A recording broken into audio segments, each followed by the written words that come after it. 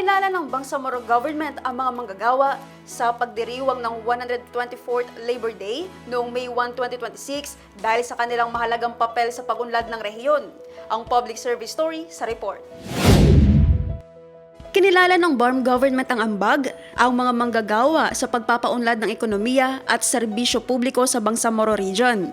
Bilang bahagi ng pagunita sa 124th Labor Day, pinarangalan ng Bangsamoro government ang mga manggagawa sa Cotabato City noong May 1, 2026. Sa mensahe ni Chief Minister Abdul Rauf Makakwa na binasa ni Cabinet Secretary Maud Asnin Pendatun, binigyang diin na ang lahat ng pag-unlad sa infrastruktura at serbisyong pampubliko ay nakasalalay sa dedikasyon ng mga manggagawa.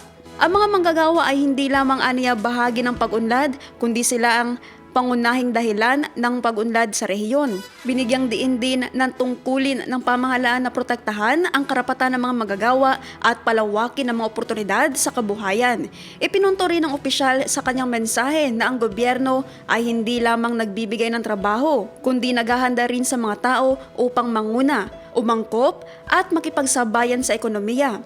Bilang suporta sa layuning ito, inilaan ng regional government ang mga pondo para sa 2026 na nakatuon sa pagpapalakas ng labor market at ekonomiya. Kabilang dito ang 19 million pesos para sa Bangsamoro Integrated Livelihood Program na susuporta sa MSMEs. Mayroon ding 317 million pesos na inilaan para sa development ng economic zones at trade initiatives na inaasang lilikan ng trabaho at magpapalawak ng negosyo sa BARM.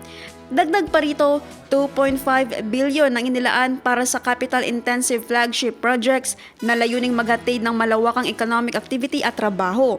Sa ilalim ng mas matatag na Bangsamoro agenda, patuloy na pinapalakas ng BARM ang mga sistema ng pamahalaan upang matiyak na ang mga oportunidad sa kaunlaran ay abot kahit sa malalayong lugar at isla.